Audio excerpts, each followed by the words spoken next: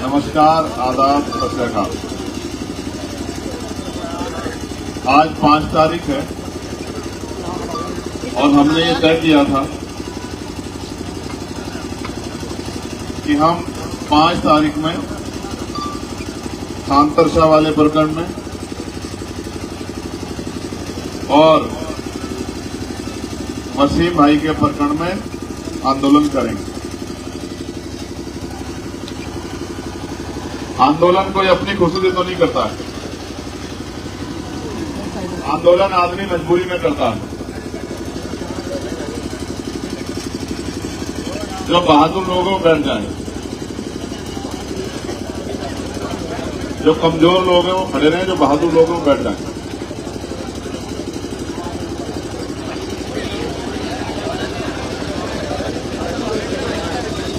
तो देखने से कमजोर लग रहे हैं।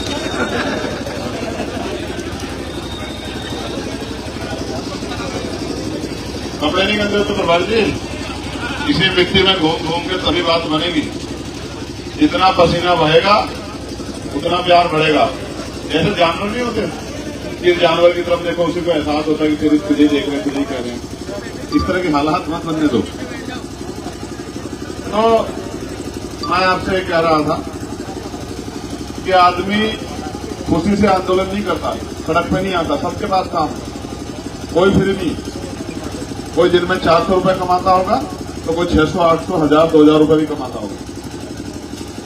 और जब हजारों से ज्यादा की बड़ी संख्या में लोग निकल के आए हैं तो प्रशासन, सरकार का कोई नुकसान नहीं हुआ, हमारे लोगों का नुकसान हुआ। अगर हम आर्थिक तौर पर देखें तो 20 लाख रुपए से ज्यादा का आज हमें इस आंदोलन के लिए हमें कीमत चुकानी पड़ी। जबकि जिस मांग के लिए हम आए हैं उस मांग को पूरा करने के लिए सरकार तनख्वाह देती है अधिकारी कर्मचारियों को, और जनता वो पैसा टैक्स के रूप में सरकार को देती है। तो जैसा मैंने कहा, हम खुशी से नहीं आए, हमें गर्मी में बैठने का कोई शौक नहीं है, हम खाली लोग नहीं है, हम सब पे काम है। लेकिन हम सबको पीड़ा है कि सांतरशाह वाले प्रकरण में भी न्याय नहीं हुआ और वसीम वाले प्रकरण में भी न्याय नहीं हुआ।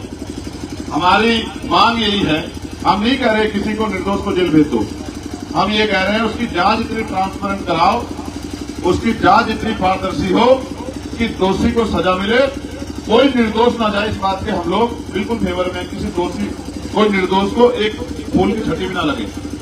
लेकिन कोई भी दोषी बचना नहीं चाहिए, क्योंकि अगर दोषी बच गया तो उस दोषी का हौसला बढ़ जाएगा, और जब हौसला बढ़ेगा तो वो अगली बार फिर कोई ऐसा अपराध करेगा। ऐसा नहीं है कि सांतरशाह वाले प्रकरण में वो आखिरी गिरफ्तारी नहीं हो सकती थी, लेकिन आप और मैं सब जानते हैं कि वो सत्ता से जुड़े लोग हैं, उनको बचाने के लिए एडी चोटी के जोड़ सरकार में बैठे लोग लगा रहे हैं। अब उनकी अस्मिता का सवाल बन गया है कि हम सरकार में हैं और हम अपने लोगों को अपराध करने के बाद बचा नहीं पा रहे, तो वो उसको प्रेस्टेज इशू बना रहे हैं।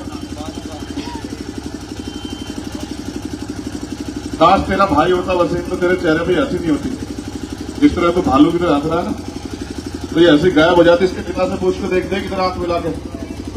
और क्यों रोते हो फिर कि मार दिए, मार दिए, मार दिए, तालाब में गिर दिए, जवान में गिर दिए, फिर क्यों रोते हैं जब में तुम्हें सलाहियत नहीं बची?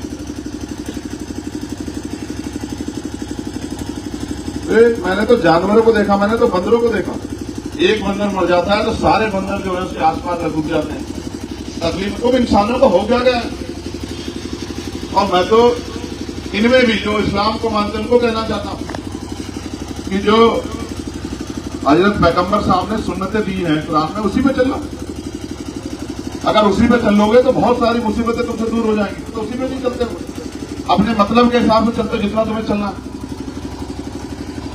अगर चलते तो इस दर्द के सामने किसी की आंखों का पानी नहीं रुकता।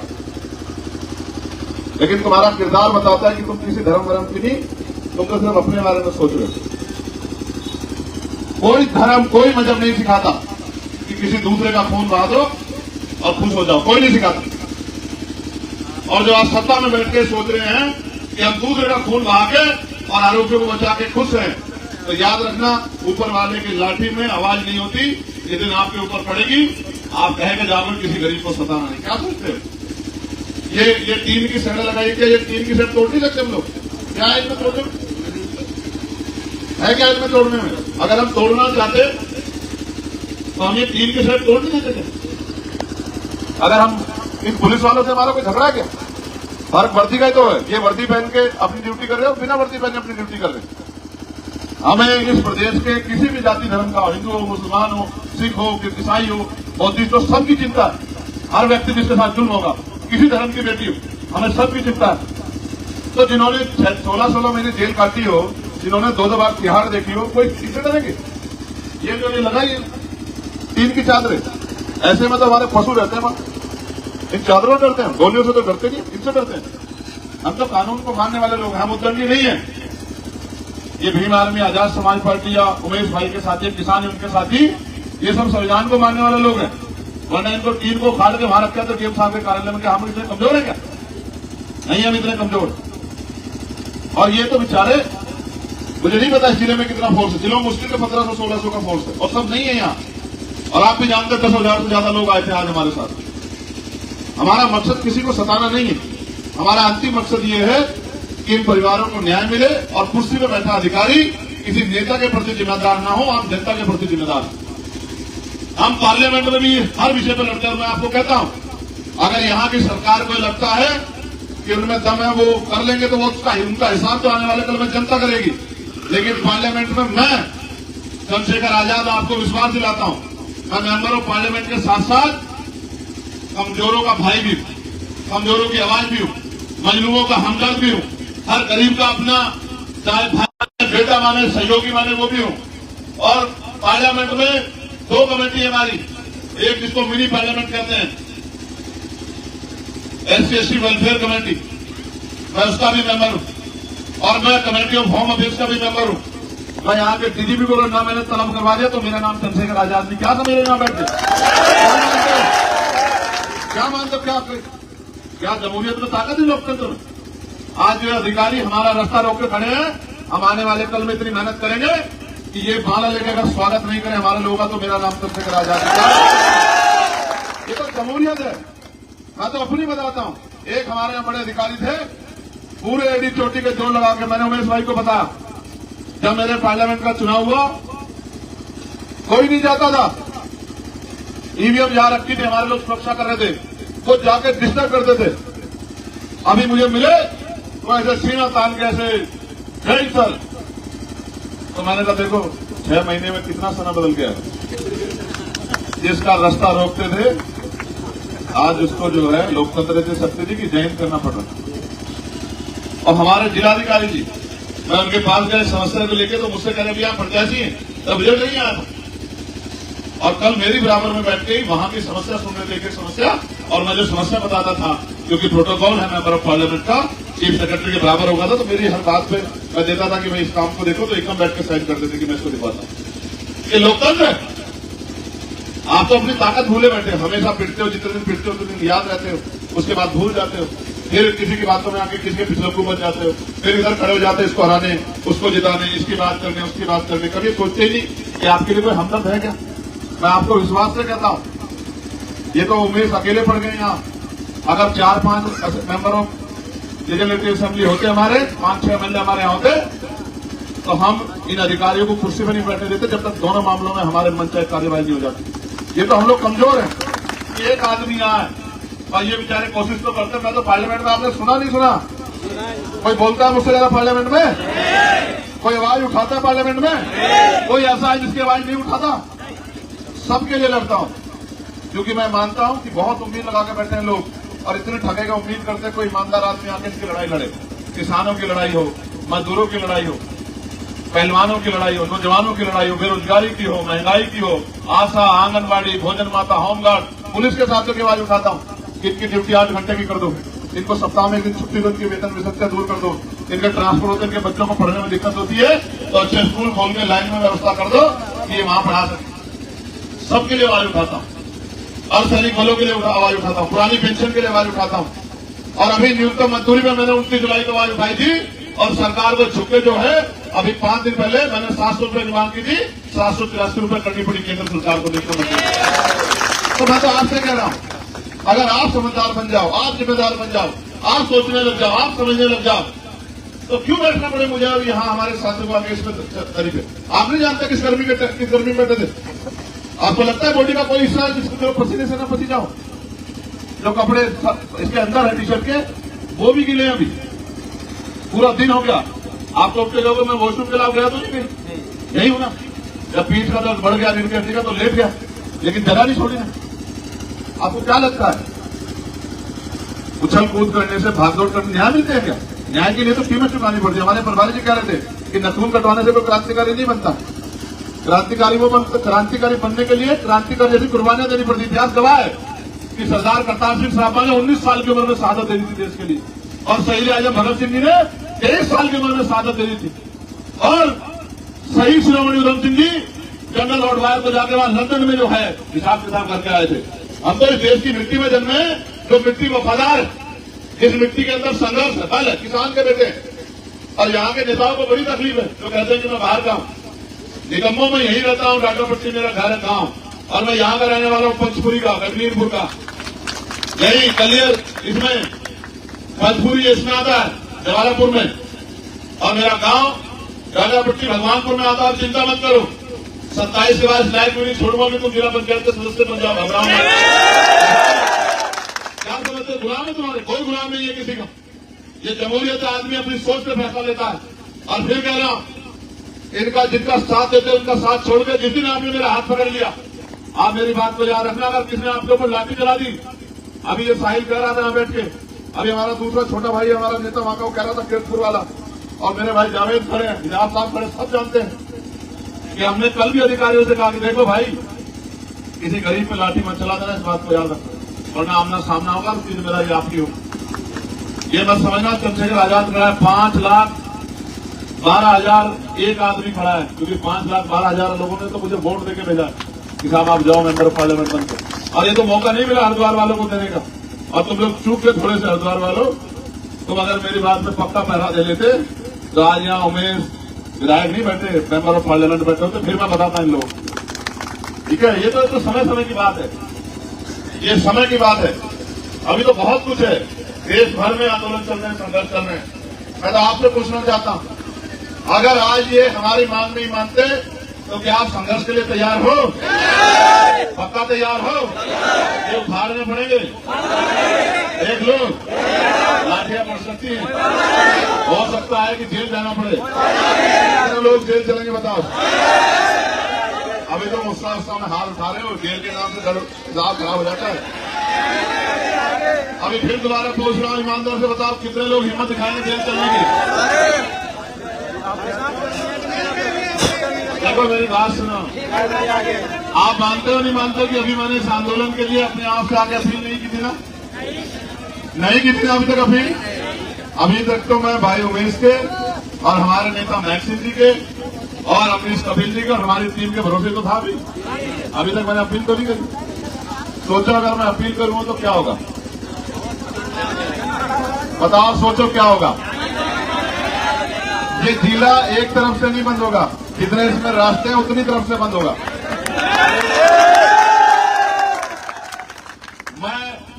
मेरी आम आदमी से कोई लड़ाई नहीं है कि कोई एक आदमी परेशान हो, वरना धरना यहां नहीं होता। आप मानो मेरी बात को, अगर आम आदमी को परेशान जिस तरह करते हैं दूसरी पार्टियों के लोग, अगर उस तरह का धरना करना हो तो यहां नहीं होता। किसी को परेशानी ना हो इसलिए हम लोग यहां बैठे हैं, वरना हम लोग सड़क पे भी बैठ सकते थे, लेकिन हम लोग यहां इसलिए बैठे हैं क्योंकि हम अपने प्रदेश के प्रति, आम जनता के प्रति, हर एक व्यक्ति के प्रति जिम्मेदार। मैं आपसे भी कह रहा हूं, आप हिम्मत जुटाओ। एक बार के आंदोलन से काम नहीं चला करते, नहीं चला करते। एक बार के आंदोलन से, एक बार के आंदोलन से काम चला करते तो ये सरकारें वैसे ही बात मान लिया करती। ये तो आज का ट्रेलर था। मुझे लगता है कि आप उत्तराखंड सरकार पिक्चर देखना चाहती है पूरी। इंतजार करो और भरोसा करो, पिक्चर दिखाएंगे। और पिक्चर अगर जो है ब्लॉकबस्टर नहीं हुई तो मेरा नाम चंद्रशेखर आजाद नहीं। आपको नहीं अभी याद नहीं कह रहा था कि दिल्ली में, तब तो हमें दिल्ली तक कूच करनी पड़ती है, पैसा नहीं होता वर्करों पे। आपको याद है दिल्ली में सतगुरु रविदास जी वाला गुरु घर का आंदोलन, एनआरसी वाला आंदोलन याद है, जमा मस्जिद वाला? वहां जाने के लिए तो बहुत जोर लगाने पड़ते हैं, यहां जाने के लिए तो जोर भी लगाना है।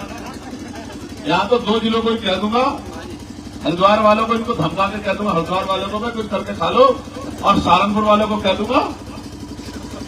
तो जिन अधिकारियों को आज कह रहे हो कि साहब आपका ज्ञापन ले लो, वो वहां खड़े मिलेंगे रोड पे कि सर छोड़ दो, बदल दो।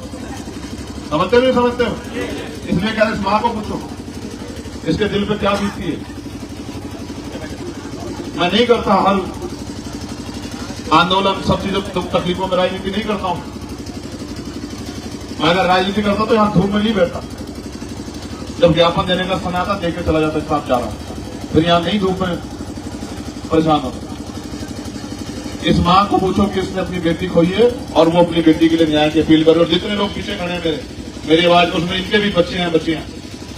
कुदरत ना करे अगर किसी के साथ ऐसी घटना हो गई कि उसकी बच्ची का रेप हो और फिर उसकी हत्या कर दी जाए, तो तुम्हारा बस चलेगा तो गोली मार दोगे सामने वाले को। जिसको लगती है, जिसको तकलीफ होती है, उसे ही पता होता है। और क्यों ना खड़ा करें सवाल होता है पुलिस पे, क्या रणवीर एनकाउंटर छूटा नहीं किया था पुलिस ने? क्या देहरादून में बताओ जावेद खान किया था नहीं किया था रणवीर एनकाउंटर छूटा? और 17 लोगों को कोर्ट ने सजा दी या नहीं दी? तो फिर क्यों ना करें शक तुम्हारे ऊपर कि तुम किसी गरीब की जान ले सकते हो? क्या कारण है ऐसा तुम्हारे ऊपर शक कि तुम इंसान नहीं हो? क्यों ना शक किया जाए और क्यों ना सवाल पूछा जाए? हमारा सवाल पुलिस पे नहीं है, लेकिन हमारा सवाल उस सोच के अधिकारियों पर है जो सत्ता के आगे नतमस्तक है और किसी भी कीमत तक अपने नेता को खुश करने के लिए जा सकते हैं। इसलिए हमारा सवाल बनता है। और यही अगर वसीम की जगह ये सोनू होता, ये मोनू होता, ये अजय होता, अबे होता, तो भी इसी तरह लड़ते हम लोग जिस तरह आज लड़ रहे हैं। जिस तरह जो है आज संघर्ष में, तो भी इस तरह लड़ते। बात यह नहीं है कि बात वसीम की है, बात यह है कि अगर अन्याय किसी के साथ हुआ है तो हम सब लोगों की जिम्मेदारी बनती है कि वह न्याय अंतिम होना चाहिए। कहते हैं फर्स्ट इंप्रेशन लास्ट इंप्रेशन, पहली जो है ताकत ऐसी दिखनी चाहिए कि दोबारा प्रशासन को ऐसी गलती ना करे। जब लड़ाई लड़ने की बात आती है तो न जाति, न धर्म, न समाज कोई मायने नहीं रखता। मायने रखता है कि आप अपने मन को संतुष्ट कर दो कि आपने किसी की मदद के लिए आवाज उठाई या नहीं उठाई। क्या मैं आपसे पूछना चाहता हूं कि अगर जुल्म होगा और अन्याय होता दिखेगा तो क्या ये जिम्मेदारी नहीं बैठती एक शानदार शहरी की वो अपनी जिम्मेदारी अदा करके उसके जुल्म के खिलाफ आवाज उठाए? बताओ बैठती है नहीं बैठती है? इसी हरिद्वार में धर्म संसद हुई और यहीं से हजरत पैगंबर मोहम्मद साहब के खिलाफ तमाम तरह की उल्टी सीधी बातें यहीं से शुरू हुई। सबसे पहले हुई है नहीं बताओ। और हमने पहली बार में जवाब नहीं दिया, आंदोलन नहीं किया, गिरफ्तार नहीं कराया, तो आज देखो वो लड़ाई यहां ले जाके कहां तक पहुंच गई। उनको लगता है कुछ कह ही नहीं सकता। और मैं तो धन्यवाद दूंगा मैक्सिमी टीम का, उन्होंने उसके खिलाफ ही आंदोलन करके रुड़की में और मुकदमा दर्ज कराने का काम किया।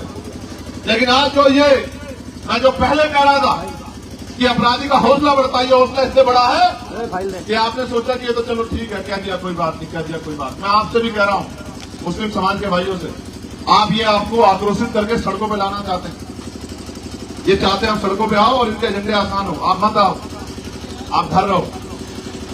क्योंकि ये अम्बेडकरवादी जो लोग हैं, ये जो न्याय पसंद लोग हैं, ये सब लोग संविधान के साथ चलने वाले लोग। और ये संविधान को बचाने के लिए अगर संविधान के आधार पर जब धार्मिक आजादी सभी को है, संविधान सभी धर्मों को सम्मान देता है, तो ये अपने आप लड़ाई लड़ लेंगे।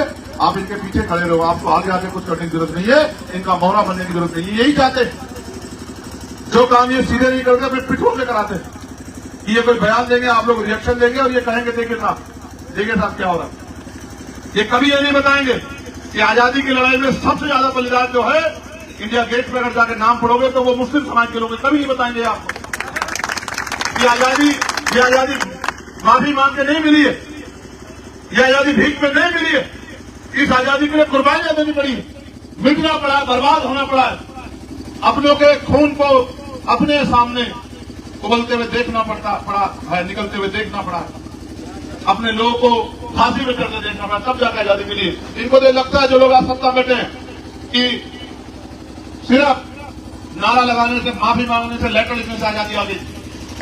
मैं तो आपसे कहूंगा, मैं सुबह से इंतजार में हूं कि आपका मन पक्का हो जाए कि ये लड़ाई लड़नी पड़ेगी, इससे भाग नहीं सकते। कब तक भागोगे? कब तक भागोगे? कोई रास्ता नहीं है भागने का, और हम नहीं चाहते भागना। हम इस लड़ाई को लड़ना चाहते हैं, और हमारी कोई लड़ाई नहीं अधिकारियों से। हम तो ये चाहते हैं कि वो न्याय संगत काम करें, क्योंकि संविधान इस बात की इजाजत देता है। हमारे सवाल लोकतंत्र में जायज। अगर मुझे कोई पीड़ा होगी तो मैं अपनी पीड़ा को रखूंगा, ये मेरा अधिकार। ये कॉन्स्टिट्यूशन का आर्टिकल 19 हमें देता है कि हम अपने साथ हुई हर परेशानी पे अपना सवाल खड़ा करें और उसका जवाब मांगें। और जवाब देना अधिकारियों की जिम्मेदारी है, जिन अधिकारियों को कुर्सी में बिठाया गया कि वो जवाब दें। मैं आपसे अपील करता हूं, बैठ जाओ।